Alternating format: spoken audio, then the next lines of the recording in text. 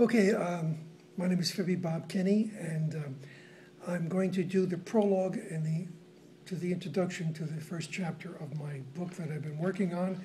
The book is called Tales of the Golden Jester, and it will consist of a number of stories that will all relate to the life and the progression of this individual and all he has to go through.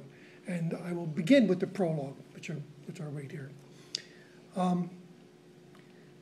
The clock on the church steeple was 5 minutes away from midnight on the eve of 2013.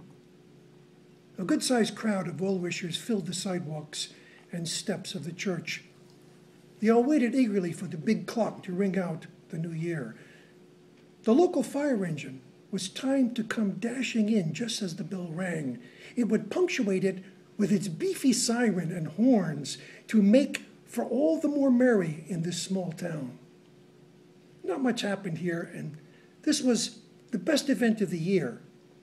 No one wanted to miss it, and practically everyone in town was here. Kids were running and laughing and playing in the snow. Grown-ups were bouncing around in their winter coats, men with their collars turned up, and women in fur scarves and mufflers. It was a nice sight to see, but not for me. I was an old man, a miserable, cold, aged individual. I'd been standing here for the better part of an hour. I had nowhere to go. It seemed like I was frozen to the spot where I stood. I looked over across the way and saw an old couple happy and gleefully playing with their granddaughter, who was on a two-wheeled bike. A Christmas present, I presumed, for she was really having a hard time trying to master it in the snow.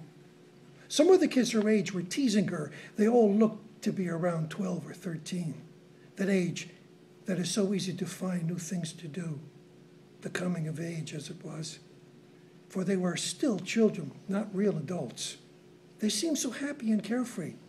I took in a deep breath. Steam came out of my nose and mouth as I released it. The weather was in the teens, just like those kids who were having so much fun and soon to be the teens themselves. I felt a tear well up in my eye. I thought of my own childhood and how I had missed out on so much because I was such a strong-headed kid. I always wanted my way. The problem was I didn't know how to get it, so I constantly got into trouble with my folks. They were decent people, but could not control me. I was too adventurous for my own good. My mind began to remember. My grandfather and uncle were coal miners in Lucerne County, PA, where it was all strip mining. When I was a little in the 1940s, this was a real backwoods place. We lived in a 3-bedroom house with no hot water and no bathroom. We had a big backyard with apple and cherry trees. We had a coal barn for the coal stoves and a chicken coop for the chickens and turkeys we raised. My grandmother and aunts had great vegetable garden and berry bushes all around. You might say our place was totally contained because we could eat everything we grew.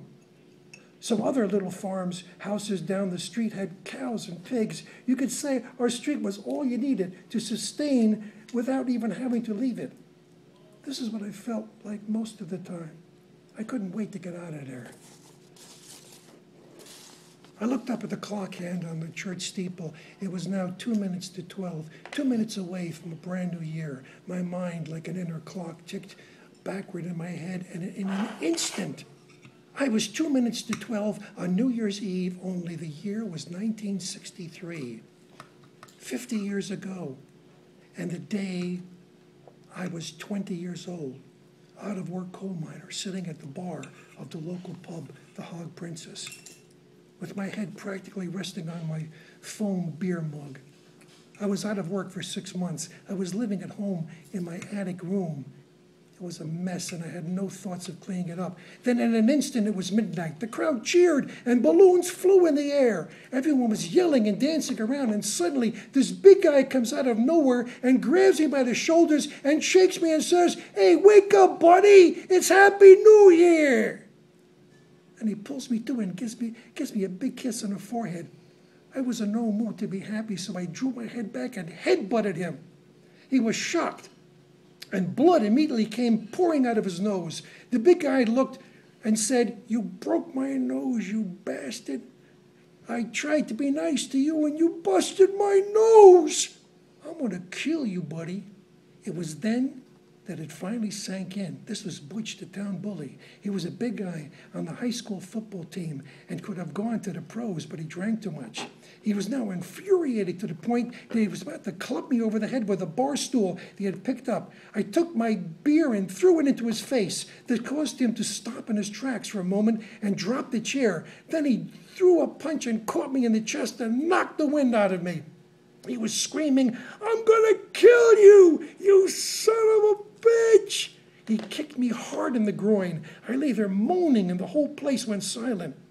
As the people who just a moment ago were yelling and cheering in the new year now were backed up in fear. They were going on, that was what was going on before them.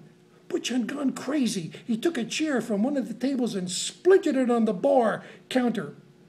He took one of the legs that had broken off and was ready to use it like a club to finish me off.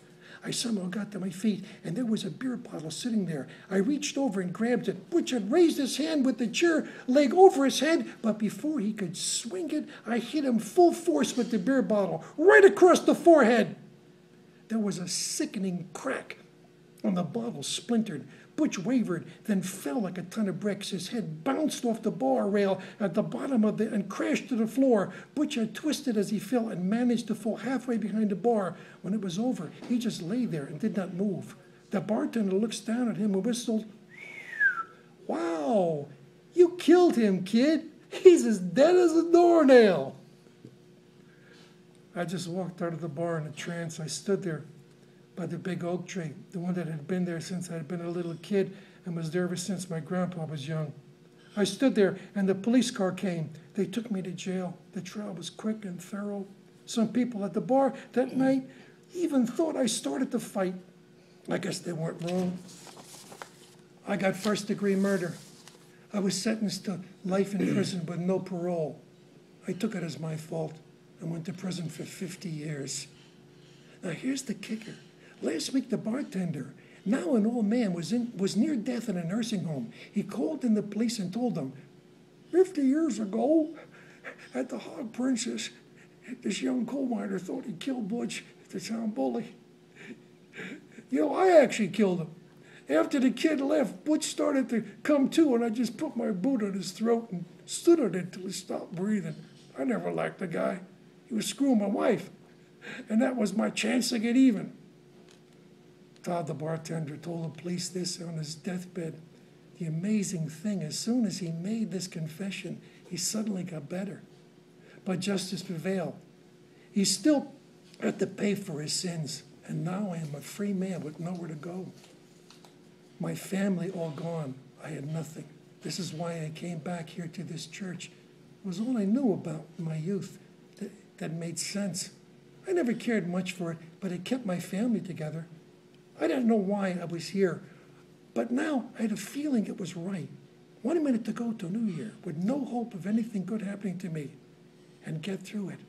Everyone was happy and getting ready to celebrate, and I was ready to cry. That leads into the chapter 1 of the book. I like your storyline. Tales